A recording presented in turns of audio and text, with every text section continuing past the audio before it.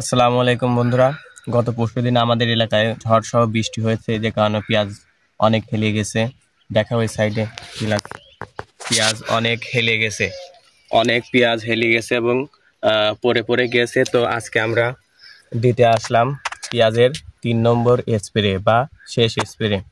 এই 3 নম্বর স্প্রেতে আমরা কি কি বীজ দেব এবং কতটুকু জমিতে কি পরিমাণ দেব তার বিস্তারিত আলোচনা করব। তো 3 নম্বর স্প্রেতে আমাদের যে কাজটি করতে হবে, সাপ পোকার আক্রমণ থেকে পেঁয়াজকে রক্ষা করতে হবে, যে কারণে আমরা সোলেমন নিয়ে আসছি। সোলেমনের মধ্যে ইমিডাক্লোরোপিড এবং বেটাসাইফ্লুথিন এই দুইটা রয়েছে, যা যা পোকা নিধনের জন্য সর্বোচ্চ উত্তম কার্যকর। এটা 25 দিন পর্যন্ত আপনার পেঁয়াজকে জাপ পোকা থেকে রক্ষা করবে। এটা আমার 100 মিলি 50% জমিতে দেওয়া যায়।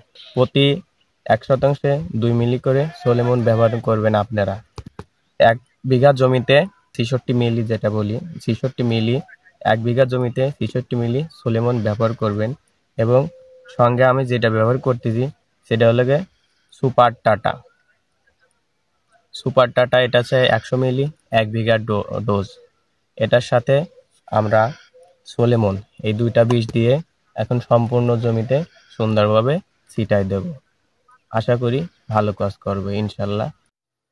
বন্ধুরা, পেঁয়াজ দেখেন, পেঁয়াজ হয়েছে কিন্তু আটুর উপরে চলে গেছে। কিন্তু গত পরশু দিনের যে বৃষ্টি আর ঝড়ের কারণে পেঁয়াজের এরকম ভেঙে গেছে। তারপরে আমরা এখন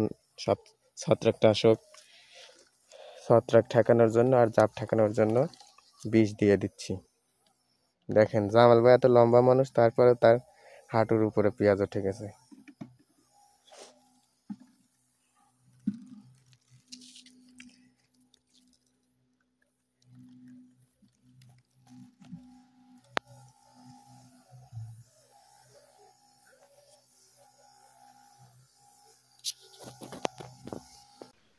দেখাবো অন্য একটি ভিডিওতে। আসসালামু আলাইকুম ওয়া রাহমাতুল্লাহ।